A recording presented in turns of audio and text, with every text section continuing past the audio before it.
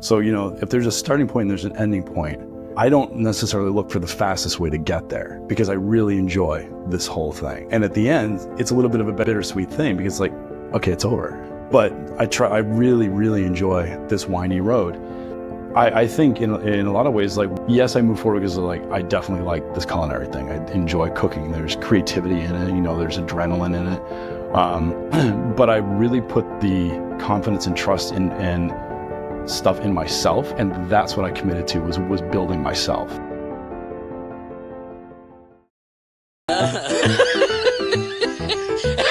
The Grateful Podcast with Jack Wagoner presents.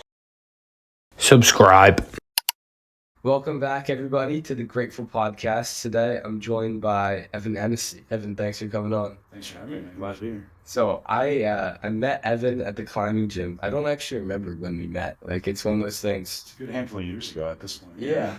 I feel like with a lot of people, I can remember exact moments I met them. For you, yeah. I don't know, but I do remember when someone told me you were a chef and you were whatever, Chopped winner and all. I didn't know what Chopped was, but I figured it out.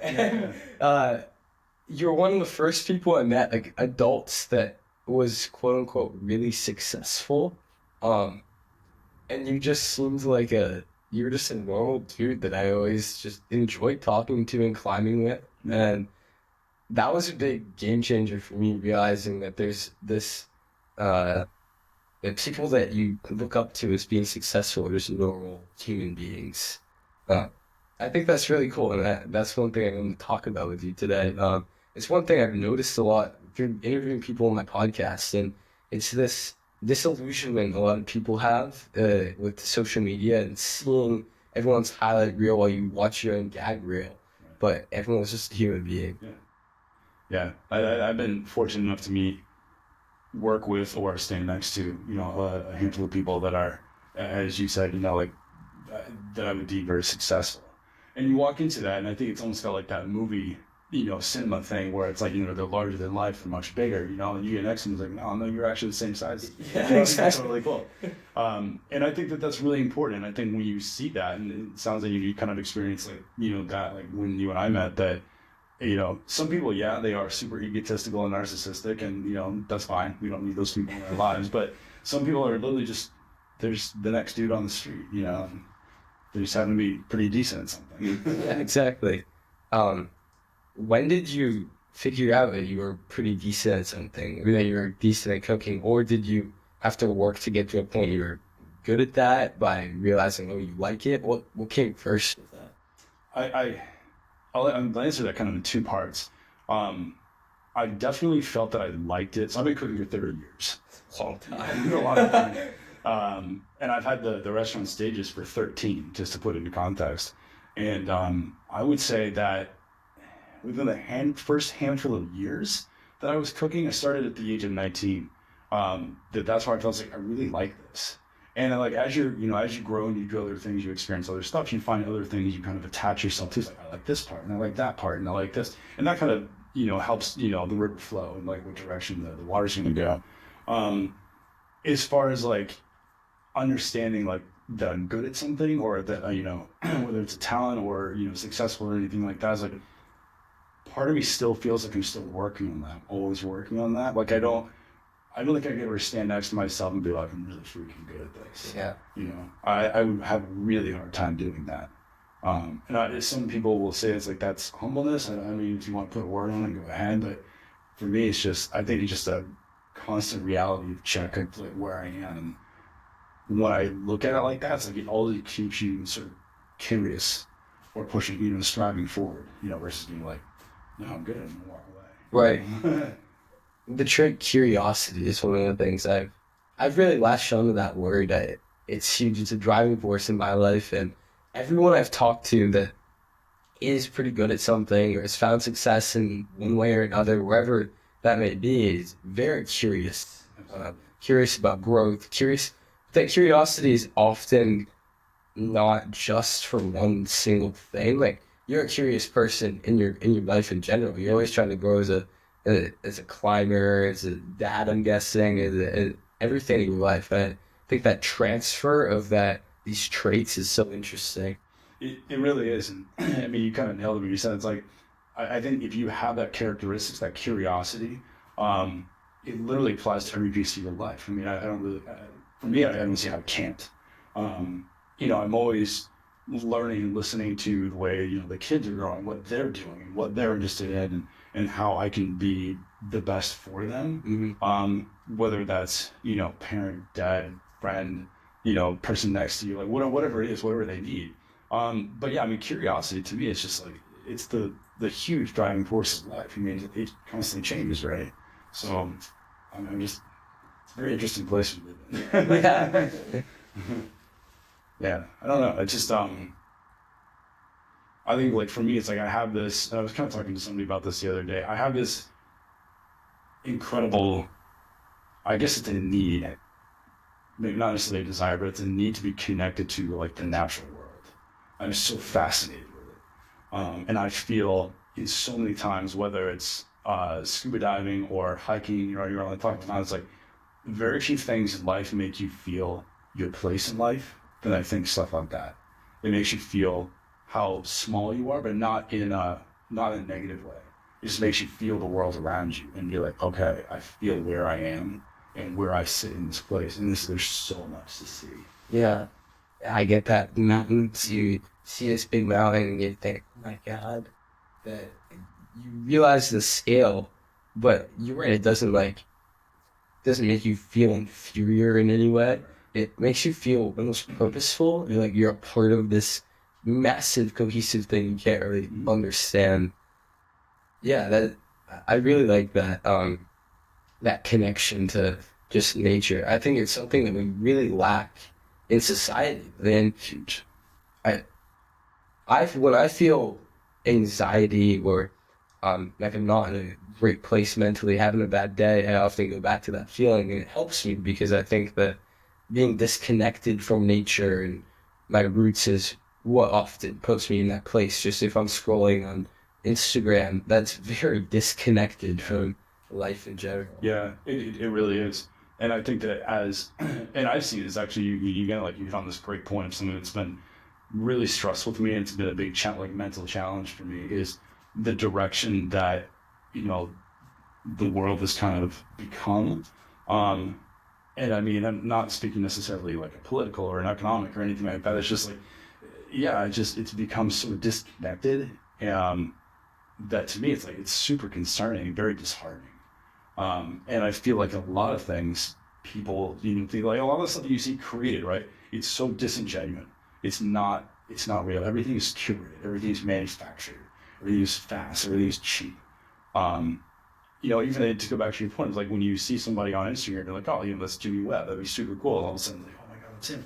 And then you see him, and he's just like, what's going on? And then, but like that, I've really been struggling with that, the overall societal disconnection with what I think is actually important and real in life. And, as a profession, I'm a chef, I have a restaurant and I have a business, and that's wonderful. But like, that is by no means to me, like my true connection to this world. When I look back at the end of my day, whenever it's my time to leave, that's not the thing I'll actually remember. It's all these little experiences, it's a conversation, it's the connections to things. Like, that's the stuff that's actually important. Right. I might be good at cooking, but like, that's not my life. It seems to me that you work to that purpose of like real connection into your job, though, in a really cool way. Like you have how many seats at your restaurant? 6. Yeah. And 19 in the lounge. Yeah. That's so cool. Yeah. That's what society and so many people on an individual basis are craving, that connection with someone. Like, you get to talk to your customers. Most chefs are in the kitchen. They don't get that interaction. I think that's really cool where you built that in. And maybe that's why people love your place. Along with you being a great chef, I haven't tasted your food, so I don't want to be a Station. I bet it's pretty good from everything I've heard. But yeah, I think the connection you create and curate there is really cool. To me, it's funny because I get asked, just to speak about the restaurant for a minute, it's just like, you get asked, and it's like, why did you do it this way? Why did you come up with this? Because I think in a lot of ways it's tied to the societal disconnection thing. It's like every restaurant not every restaurant, but a lot of restaurants that you see, it's just this bigger mega thing, right? It's just so big, and it's like, I don't know, it's a thing. I can't come up with a better term for it, but going back, about what feels like a million years to what restaurants actually were. It's a place, it's like travelers stopped. They got, some soup and some bread and, maybe made a friend and then went on their way. They stayed, maybe at the inn that is there. And, but the people that worked there or owned it, like they were so ingrained in the fabric of that restaurant, that inn, that they took care of everybody that comes in. They see them, they remember. So, you're the guy that travels between, Madrid and Paris, and I have the inn that's between those two things, and you come by my place every time, you're walking through. Like that's the sort of connections. Like that's what restaurants are for. Yeah. They're for people, they're for connections, they're for food, they're for community. They're not for mega millions and cookie cutter anything. It's like the fact that it's gotten to that is like, that sucks. Right. It seems to me like it's just turned into like anything else. It's an industry that people have exploited. They found the formulas that work to make money, and they've exploited that, and they just copy and paste to make as much money as they can. But that leaves behind the connection and the meaningful nature of restaurants. And not to get on like a sort of complaining soapbox, but it's like, because of exactly what you just said, smaller restaurants like, mine and a lot of others out there, that we struggle day in and day out to survive. The fact that we've made it 13 years is a freaking miracle.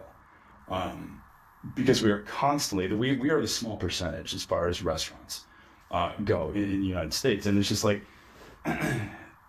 we have to like work the hardest, we have the smallest margins, we get the least amount of any assistance from anywhere else, but we have to try the hardest and prove ourselves the most to get any of it. But what we get out of it might not be the huge paycheck, but we get all those connections. We actually get to be a part of our community. We get to know the people that come through, and you have to, like, that has to be your desire. Like, that's got to be what you want. If you're going into restaurants for, to make a lot of money, well, first of all, wrong industry. Second of all, it's like, you're just aiding, you're continuing to dig the bottomless pit that is out there. In life a lot of times, and again, like this is what it seems to me is 100% kind of the purpose of what you're doing with this podcast, is the connection, is the learning, is the reality, the people. And for me, like when you said what you have, as a platform, like, dude, that's amazing. Like, we need more people like you to do what you're doing to showcase great conversation, connection. Yeah. There's, again, even in the world of podcasting, right? There's a million things out there. Some of them make good money, that kind of thing. But I really appreciate like what you're doing. Like, it's a great idea. Thank you. I really appreciate it. And yeah, it's just something that feels, I think when we're making decisions, we have to kind of sometimes turn our brain off. So many people are going to disagree with what I'm saying and just follow what we feel, what feels right. I'm in a position where I'm in high school, so I don't need to make a lot of money right now. It would be really nice, but like, that's not a driving factor. If I want to build a life on the things that really make me feel good, and just having meaningful conversations and coming from a place of just wanting to learn about people is what lights me up. And so that's the purpose of this. A byproduct would be people watching it and getting and feeling good about it. That would be a good byproduct. Another possible down the line is any money or whatever that comes from it. But those are just byproducts of doing something that actually fulfills me and having these conversations. And I think to build on what you're saying, it's like for somebody to listen to this or see this, it's like, hopefully that inspires them. Yeah. And then, like you said, I'm a huge fan of the pay it forward idea. I do so many things that I do not necessarily for personal gain. Yeah. You know, it's because I want to see the world be a better place. I want it to be greener in many ways. You know, I want it to be just a more positive, I don't know, atmosphere and environment to exist within. Because I know we're getting inundated with so much media crap right now that it feels like, you know, the negativity in the world is closing in on us, and that's like super hard to handle a lot of times. But, you know, to go back to what you said, you know, it's just, but take that step outside for a minute and, you know, reset, take a breath. Yeah. So with cooking and your stuff, did you build on something similar, like what I was talking about? How you said you liked it, but like, how have you built that in a way that's authentic to you? I've let it naturally evolve, and I didn't put this grand plan of like, this is exactly what I'm going to do. Actually, I'll tell you a small little story. When I was in culinary school, how long ago was that? Like literally year 2000 is when I finished culinary school. That my business admin class, we had to write a paper on what our goals were in 5 years, 10 years, and 15 years. And when the chef handed us the assignment, within the first few seconds, I was so pissed that I had to write that. I was just like, how can I possibly dictate that? 5 years, possibly. But like continue all these things down the line. And I get it's like, it's good to have goals and dreams and things like that and aspirations. But I was so pissed that I had to put that on paper, simply for the fact of I didn't want that to be this guiding thing that I had to like adhere to. And maybe I probably overthought this, you know, at the moment, but I really looked at it as like, if I write this down, that I'm in many ways probably setting myself up for failure.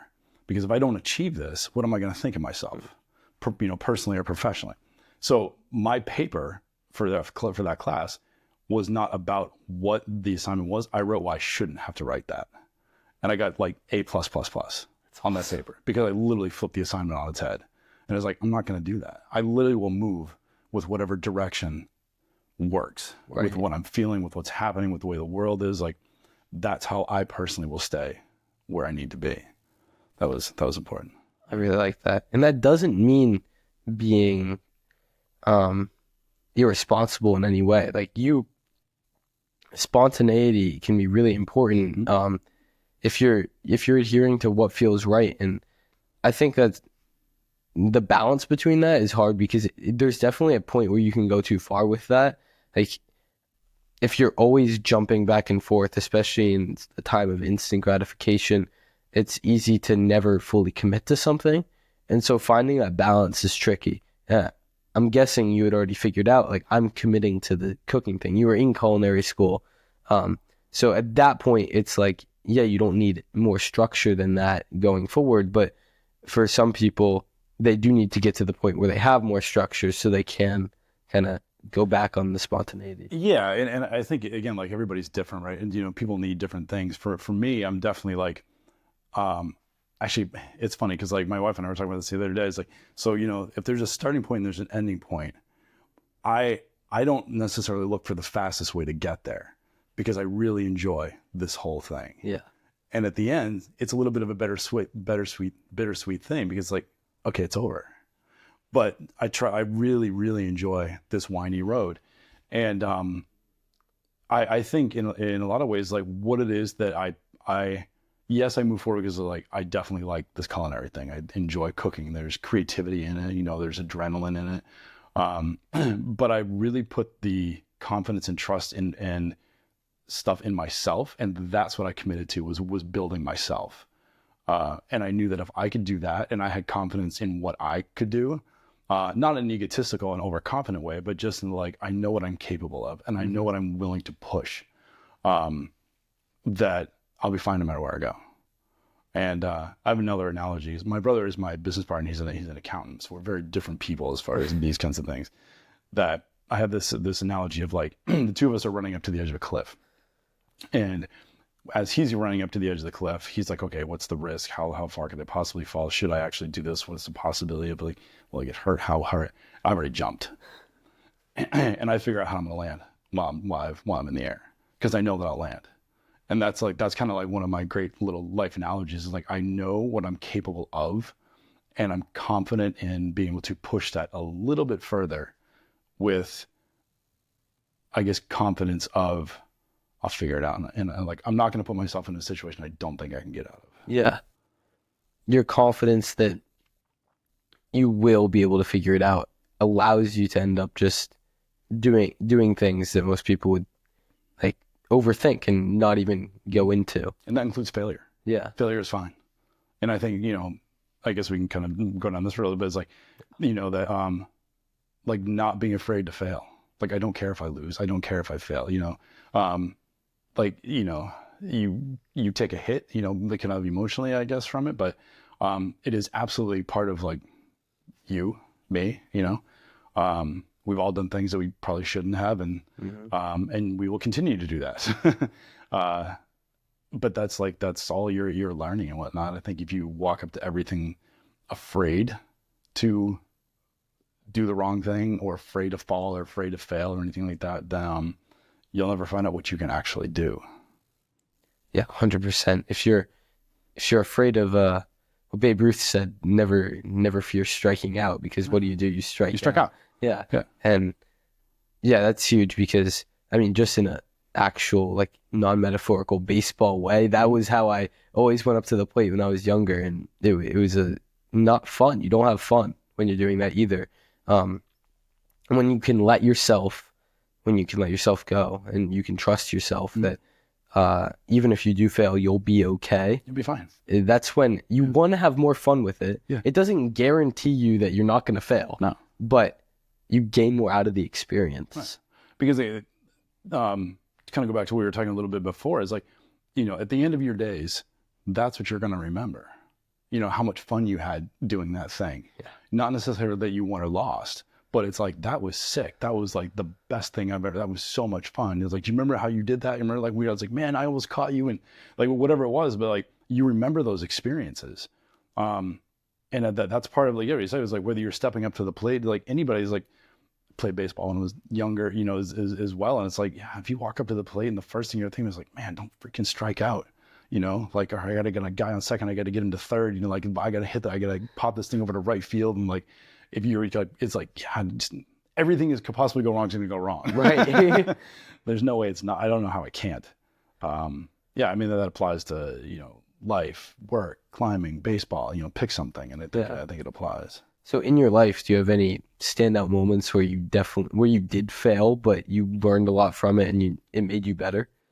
Yeah, I mean, I can probably pick a handful of things kind of going through like my like work history, but I know one of the things that Chopped, like being on the TV show, that I luckily done some other competitions before. So I had a mindset as to how to go into this thing.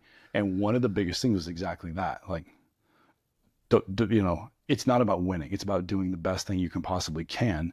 And if that wins, cool. If it doesn't, also fine. And I mean, I did the competition 5 times and I won 3 of them. So that's twice that I didn't make it. And each time I was like, all right, cool. And I literally, like, it sucked for all of like 5 minutes. Yeah. And then at that point I was like, no, it's like, I never looked back. It's like, oh, I should have done this and I should have done that. I was like, no, that was literally so fun. I had a blast. I met like some really cool people from all over the country that had different experiences.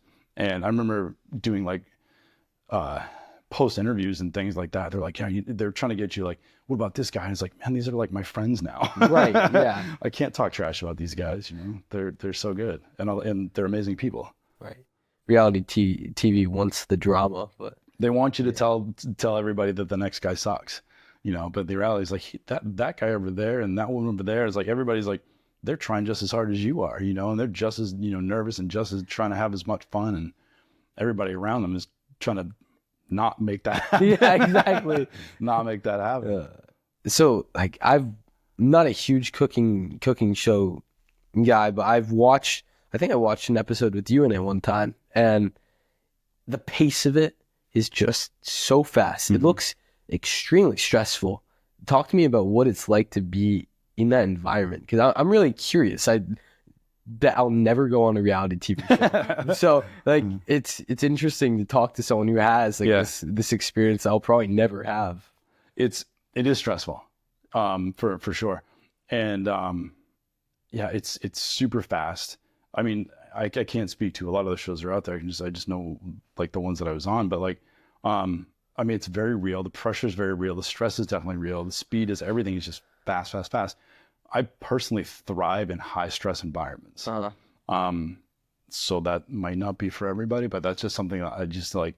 Sometimes the harder something is, the more stressful it is, the more like matrix like focused I become. And I literally go into this like this mode, and I just, everything else blacks out, and I just go right to like, this is what I have to do, and I have to do it as best as I possibly can right now.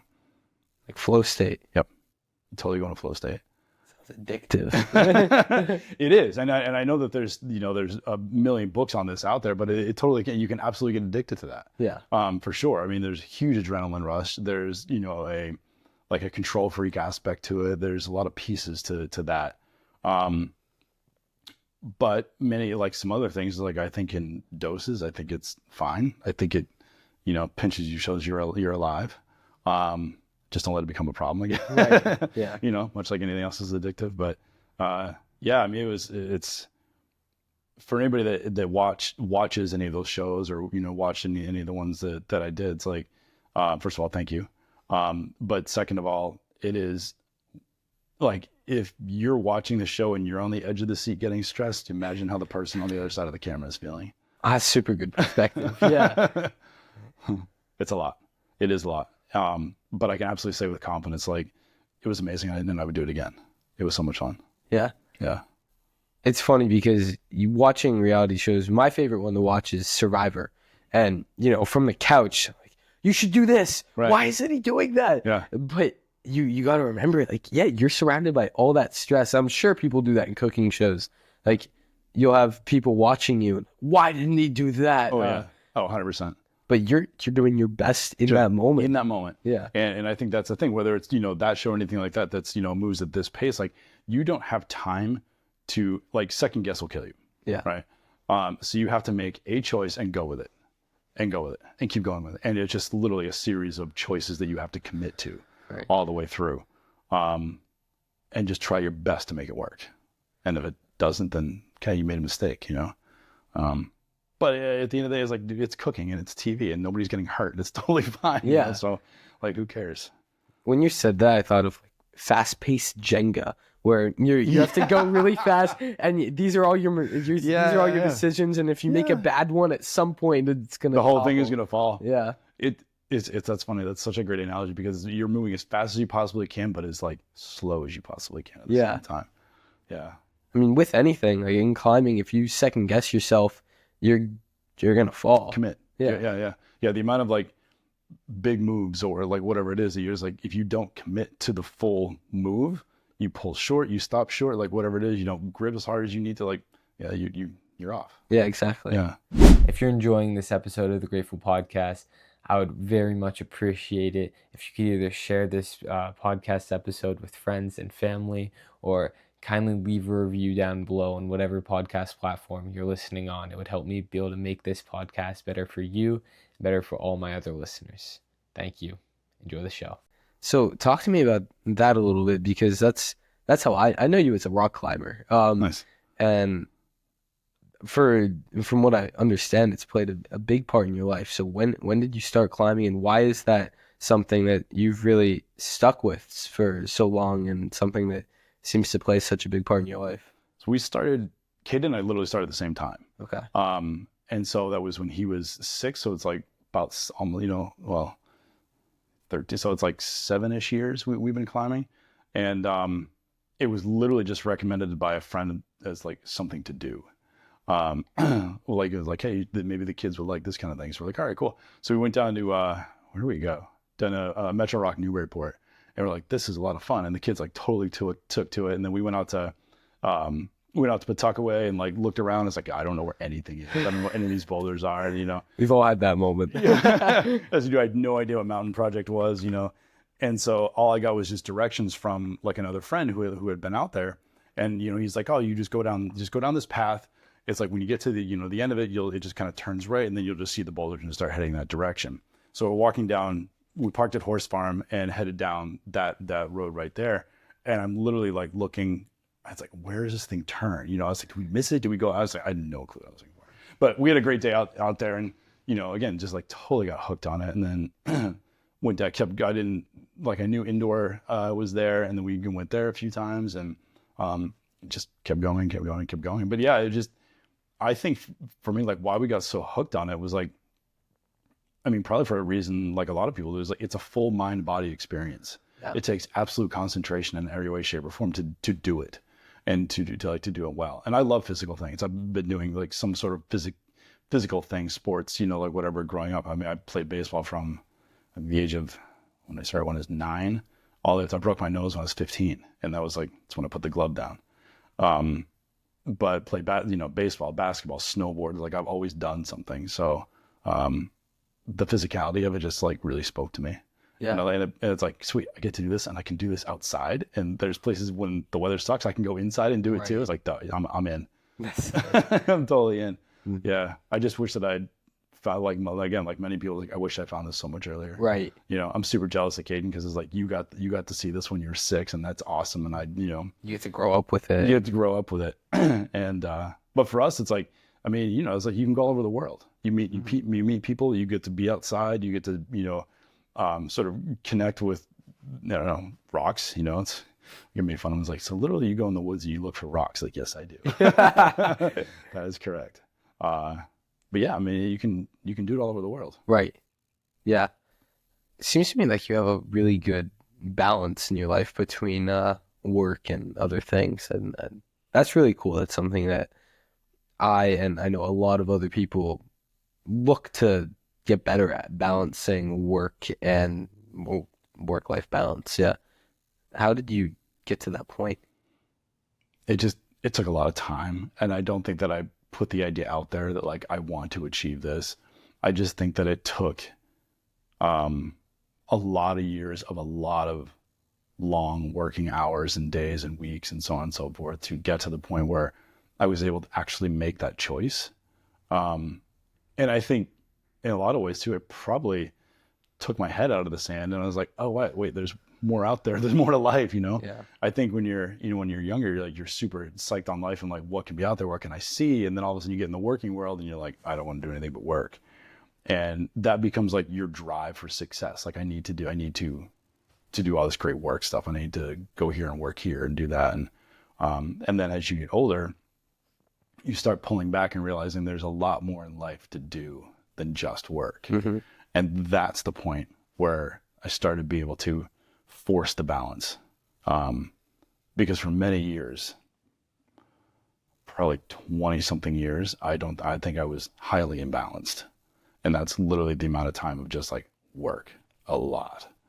So yeah, I don't look forward to that if that's something that you're, but I think a lot of it's just like people that I don't know if it's a phase. I don't know exactly what it is, but I guess, you know, a hopeful takeaway from this for people that are watching or listening, or to, you know, anything that you're putting out there is like, there's so much out there. And I think that's a message I love to pass on to other people, is like, take your head out of the sand and pay attention to yourself and the world, and be a part of it. Like show up to your life. Right. And be a part of it.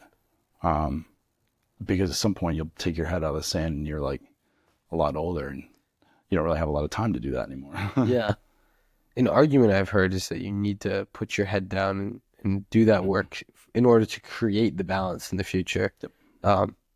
Do you think that rings true for you? It did. Yeah. I absolutely went through that. Yeah. The question is that now, having kind of gone through that, is that now, like in all honesty, that I would look back at that and question the idea of like, is that exactly what needed to happen? And I can't change it. I can just question it. But, you know, for anybody that's like on the front side of that, looking at the idea of like, okay, I just need to work for the next 20 years or 30 years or whatever it is. And then I can go on that trip that I've wanted to do. I mean, I would almost make the argument of like, find a lifestyle and a job that fits what you want to do. And that's something kind of what I promote to the kids of like, fit your career and your schooling into the things that you want to do in life, not the other way around. Because I'm coming out of a generation where that wasn't even a thought. Like if you thought that way, you're looked down upon. Right. I think that's really important. Like, get your priorities straight with that. Your life comes first.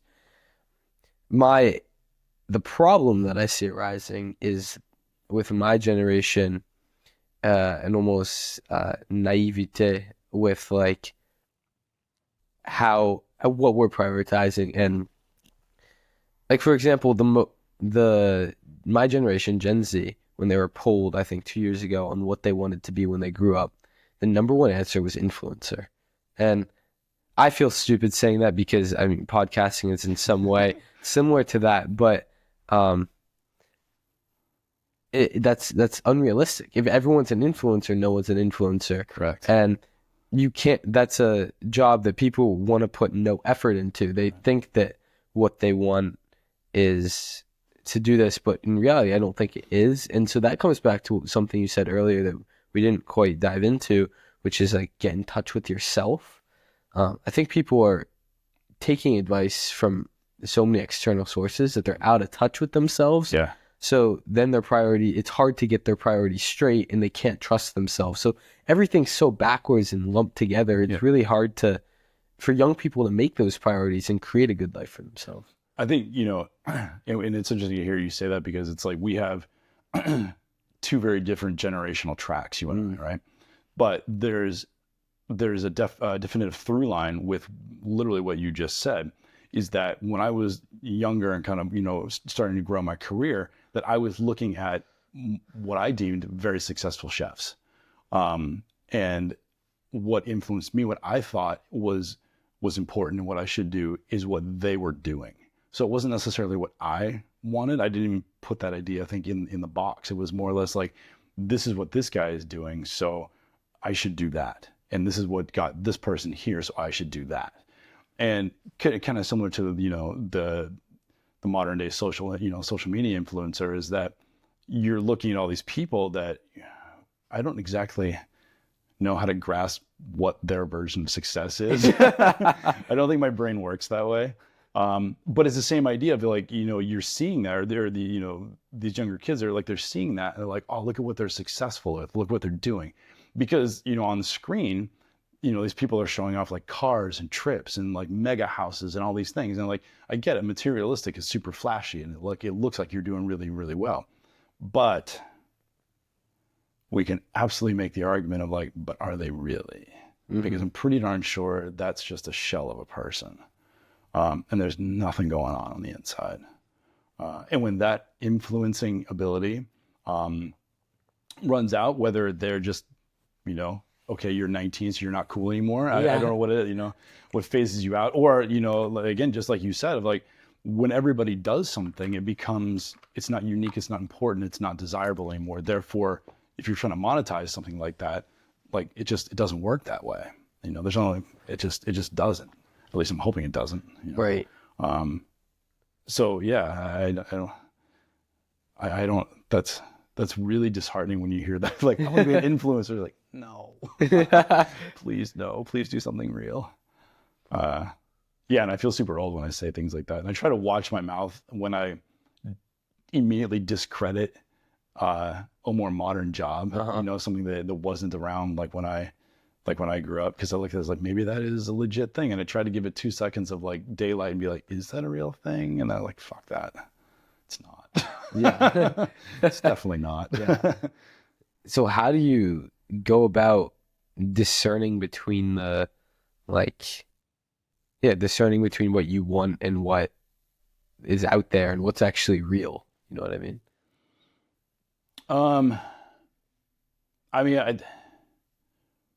For me, I've done a ton of like personal work and growth, I think, to be able to understand myself and to be able to get rid of a lot of that external.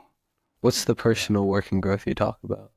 I mean, tons of therapy sessions, various books on, and it's literally anything that is maybe potentially like Buddhist related, mm-hmm. or just like self-growth, behavioral cognitive, things like that. Here's the thing is like, alcohol played a major part in my life through my restaurant career for way too freaking long. And 4 years ago, more than 4 years ago, I put that down, walked away from it. Hugely in part because of the help and support of my wife. And I went through an in-home like rehab program. And that's a very honest thing that I will always tell people and be open about, because I think that was a life-changing thing for me. And in a lot of ways too, as far as like an issue with alcohol, like I think a man probably could, yeah, somebody else, they would probably answer this differently, but it's like, I think I hid a lot of it really well. And just just chalked it up to like, that's the way the restaurant industry goes. It's just what we do. And now I look at that and it's like, that's the dumbest shit I've ever heard. And that sucks. That is just like such a, rampant thing. And I know a lot of industries, but I mean, I'm in this one. And that sucks because it really clouds your judgment, your choices, your everything. So that's definitely helped a lot. Yeah. So that's a part of like that growth is like literally like, take the clouds away from your eyes and see what the world actually is. And then you can really appreciate for what's actually there. And you meet and talk with, people that are like genuine, and anybody that's not, maybe you have a casual conversation and that's good. They just pass through. Right. Yeah. Alcohol is like it's a different like you have different interactions. And so then I'm guessing that's a hard thing in the restaurant industry because there's so much alcohol around what you do and you're constantly serving it. And I can't, must be hard to escape. I mean, I have so many negative things to say about that, Yeah.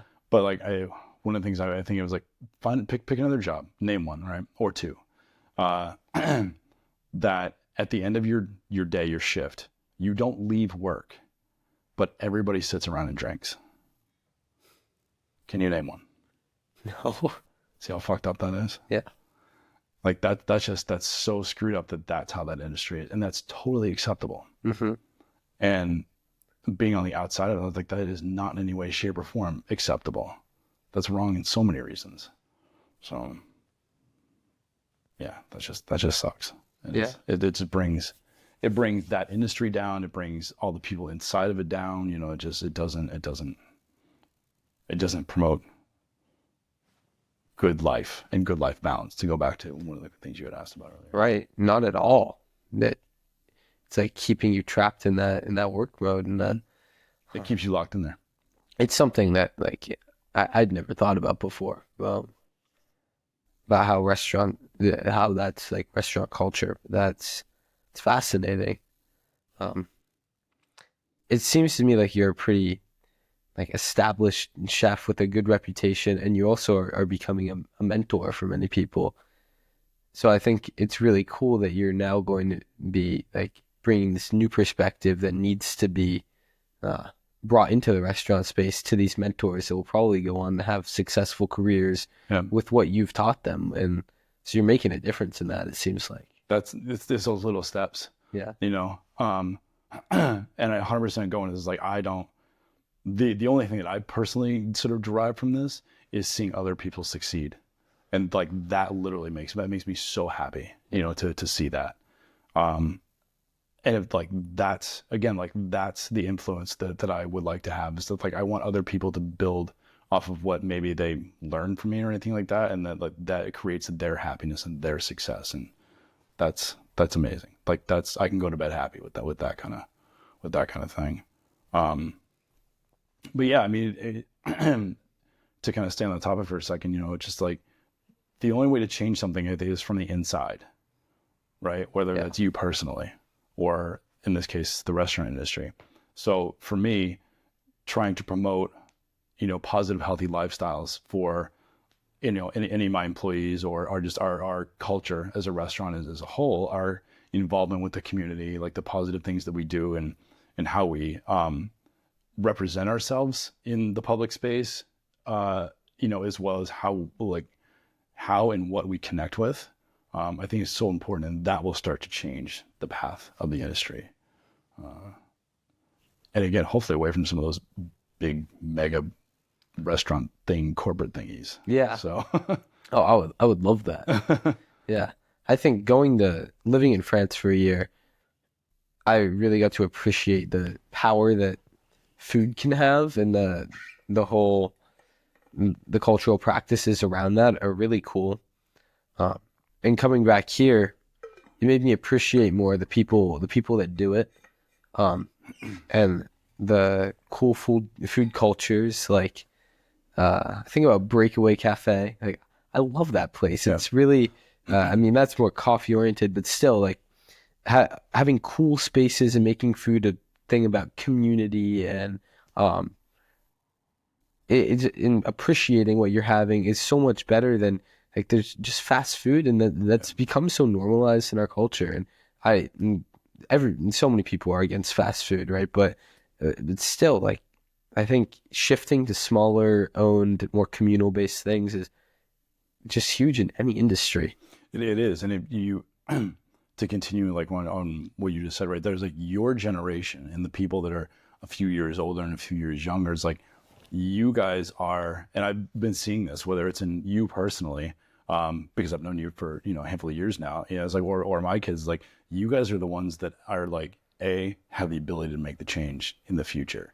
My generation is the one that's sort of, we're trying to shift it. Right. You guys are the ones that are actually going to be doing it. Yeah. And you see from one generation to the next, a lot of different things change. I mean, whether from my parents' generation, turning into taking all that idea and what they've learned, and then that's what I'm taught. Then I'm like, I don't want most of that. And so we start to shift it, and the people that feel the shift is you guys, and the same thing, like they shifted something from the previous generation to give me what I have. And so I'm hopeful and positively hopeful that the people that are behind me, which is you guys, are on a good track. I've just seen a lot more, like personality, away from like the influencer crap, but it's like, but you start to see like people, you said it's like, you're looking for genuine connection. You're looking for an experience. You're looking for like to actually be a part of the world. And I feel like you've got your eyes open to the world as a whole, which is great. The funniest thing is I think a lot of that actually is because of social media. It opened up that we can see parts of the world that we don't normally see it. Yeah. You had an incredible experience of being able to actually not just go visit France, but stay, live, learn there. And it's like I'm really jealous of your experience. I think that's phenomenal. But more and more people are like searching that out, which is stellar. Right. More and more people want something different, I think. Thank God. Yeah. Yeah. Because like, it just, I mean, the things have to, things have to change and to shift. And again, it's like, if that's what they're wanting and they're looking at, stuff like what you're doing here, what you went to France to do, and, or just generally you as a person, is like, then the world's going in a good direction. Yeah. Yeah. I love what you said about changing from the inside. And that's so true. Nothing happens if nobody actually feels that within them. And I think you're right. My generation has a fire within them to actually change. And that's the only thing that's ever going to make something happen or make something change. Because a culture as a whole is just a summation of people's individual preferences. Right. And so if we don't change individually and work on ourselves and grow as people, then the world won't. Yeah. And the unfortunate thing is like, we're always going to be fighting like that battle against, because there's a lot of people that I love to call it like horses with blinders, like they refuse to see outside anything like this. That we're you're fighting that uphill battle against people that don't want change. They're afraid of change. I think a lot of that is fear-based one way or another. But they are pushing, like, it's like anti-change. Like, I don't want things differently. I want things to be the same. And I think a lot of it is because that's what works for them. Like, it's their little safety blanket. If things change, I don't know what to do with it. Yeah. You guys and a lot of other, there's definitely, people, my age as well. It's like, we're not, it goes back to like what I was saying, it was like, don't be afraid to fail. Yeah. Right. Don't be afraid to change. The world's been here for a long freaking time and it's changed a lot. Yeah. So let's help it change in a positive way. Right. I do think that so many people live in a fear of failure on a constant basis, and that's what drives so much behavior we see, and so much hatred we see, because people are afraid. Mhm. Fear is real. Yeah. When you're afraid, right? Then you are either easily manipulated. You believe something, without thinking it through too much. It's like, and you also doubt your own ability to make a choice. Yeah. And to go with it. And I think we're really seeing a lot of that now. But again, like, there's a lot of people that don't want that. We need, as a whole, people as a whole, the earth as a whole, everything as a whole, like, we need things better. We need to be, I don't know, we just need to be better to, like, everybody and everything. It's just gotten so out of whack. Yeah. Yeah. I don't know where to go with that. It's just I'm with you. Yeah. It's just gotten so far out of whack. I think I just thought of like 12 different things all at one time and I didn't know which one to sit on. But yeah, I mean, I don't know what to do with it sometimes. Yeah. I mean, I feel like you're doing a pretty good job. All we can do is our little social circle. And you seem to have some really good connections. And I mean, you have 6 people that come in your restaurant, and all those 6 people get an interaction with you, and they'll take your vibe and whatever message, and they'll actually take that to heart, because you're having conversations with them that aren't at the simultaneously with like another 50 people, right? They're concentrated on these 6 people, so they're gonna be able to take your message and talk to other people about it. If it really impacted them, they'll talk to other people about it.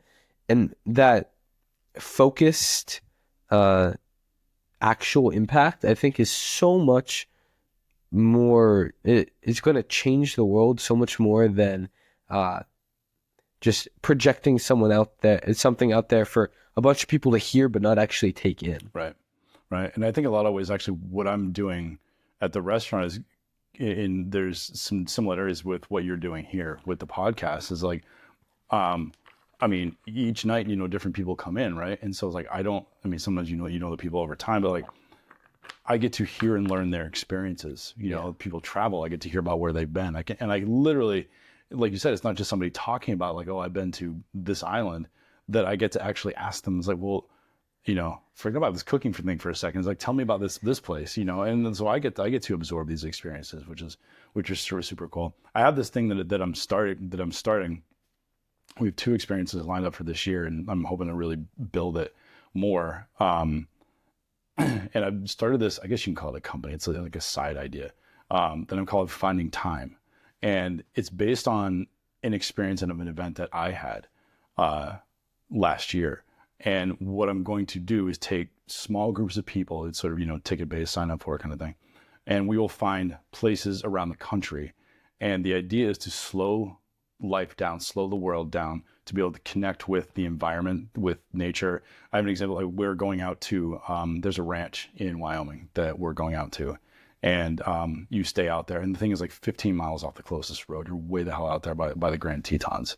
And it's a fully sustainable, self-serving, regenerative ranch. They raise all their own animals, they grow all their own vegetables, and then anything else that they need, they source from somebody in town. And so we're connecting people with, like, we'll take them fly fishing, and then we'll cook.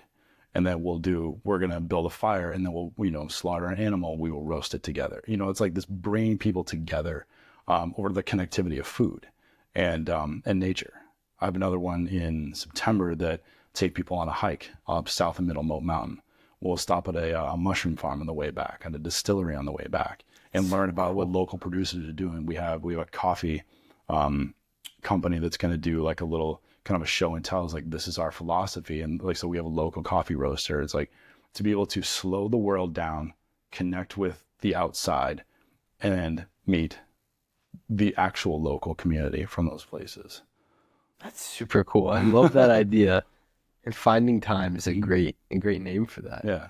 Oh. So I'm excited that I was definitely inspired by this event that I did last year called Farm to Crag, where it was literally by climbers for climbers, but it was a collection of everything from farmers, climbers, climate activists, soil scientists, and we all gathered literally over food and learned fermenting techniques. We learned about soil science, went climbing at Cathedral Edge. It was super cool, but everybody was like, it wasn't like a bitch session. It was like, everybody's like, what can we do to positively help our world? Yeah. And I was really inspired by the fact that I was surrounded not by a bunch of people that just say things and don't do anything. Like, these people have the actual ability to, like, we're going to make these things happen. And they have the realistic side of, like, it's not like, here's this grand idea and we're going to do this and we're going to march down here. It's like, no. What are little things that we can do? Because little things create big things, right? And I was like, this is freaking amazing. I love this. And I absorbed that personal connection, the connection to, like, the farm that we were staying at, being out at Cathedral Edge is just, like, majestic. And it was amazing. It's like, I need to continue. I've got to keep this idea.